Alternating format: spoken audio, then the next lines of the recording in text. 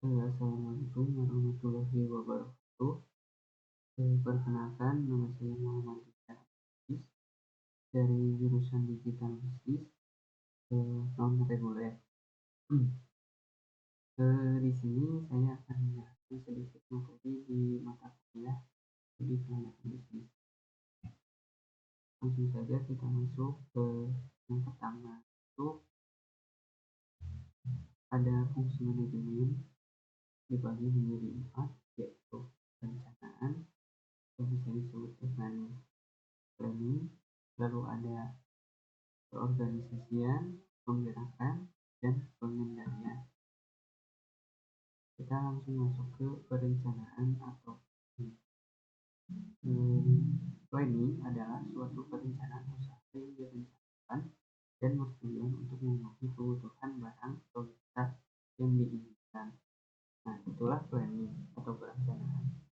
Berikutnya di sini ada ciri-ciri pokok perencanaan usaha. Ada 4, yaitu dibagi yang pertama bertujuan menghasilkan barang, yang kedua memerlukan suatu investasi atau modal, tenaga kerja, manajemen atau lain. Yang ketiga memberikan kegunaan kepada berbagai pihak, baik perusahaan ataupun masyarakat. Yang keempat adanya biaya operasional, biaya investasi. Selanjutnya masuk ke tahap-tahap pengembangan usaha. Yang pertama yaitu ada pengkonsepan proyek usaha. Dimulai dalam penyelidikan mengenai kebutuhan yang diperlukan suatu aktivitas serta pemilihan cara-cara untuk memenuhi kebutuhan tersebut. Lalu tahapan yang kedua yaitu perencanaan, yaitu membuat uraian tujuan usaha serta cara atau metode yang hendak dipilih untuk melaksanakan usaha tersebut. Nah, yang ketiga ada pemutusan proyek usaha. Tahapan ini apabila perencanaan proyek usaha telah disahkan, berarti dapat diputuskan penggunaan sarana-sarana yang diperlukan, termasuk di dalam ada pembiayaan. Lalu tahapan yang keempat ada persiapan pembangunan dan pelaksanaan usaha, yaitu tahapan ini yang sudah disetujui, lalu mulai memikirkan dan memulai memikirkan menghasilkan barang atau jasa. Lalu ada persoalan umum dalam pelaksanaan usaha. Yang pertama menentukan siapa yang bertanggung jawab atas pelaksanaan usaha tersebut dari mulai awal sampai akhir. Yang kedua menentukan pilihan kriteria usaha berdasarkan kriteria yang ada. Biasanya dibedakan atas 3 macam kriteria, yaitu ada teknis, ekonomis, dan non-ekonomis. Yang ketiga penilaian biaya dan keuangan atau hasil dari usaha yang bersangkutan. Biasanya menilai biaya usaha-usaha yang ditetapkan dengan menilai keuntungan yang akan dihasilkan.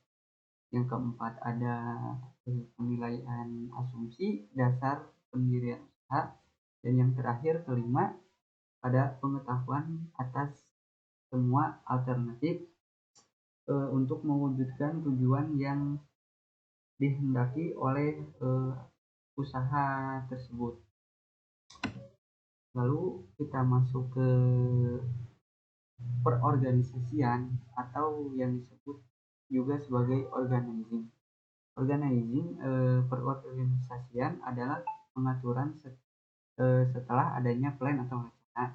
Dalam hal ini diatur dan ditentukan apa tugas pekerjaan, macam atau sifat jenis pekerjaannya, unit-unit kerja atau pembentukan bagian-bagian tentang siapa yang akan melakukan apa alat-alatnya, bagaimana pengaturannya, serta fasilitas dan keuangan dan lain-lainnya juga.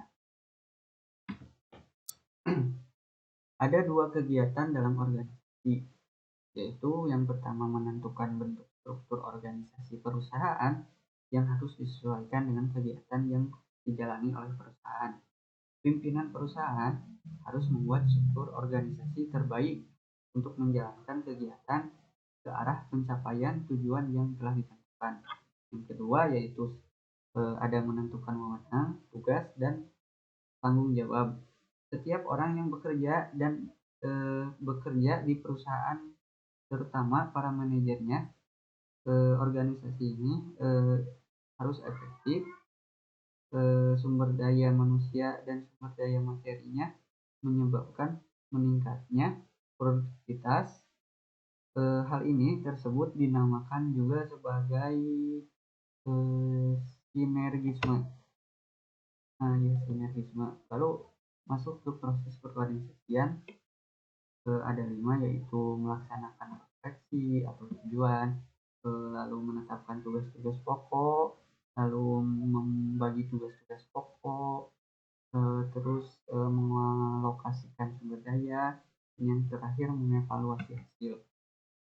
Lalu kita masuk ke pengerahan atau juga bisa disebut sebagai actuating. Actuating adalah melaksanakan rencana yang dibuat serta diiringi dengan proses dalam tanda kutip mengarahkan dan menuntun kegiatan perusahaan menuju sarana perusahaan dalam menjalankan bisnis. Actuating juga actuating penggerakan mencakup kemampuan manajemen dalam memotivasi, mempengaruhi, mengarahkan, dan berkomunikasi dengan orang lain.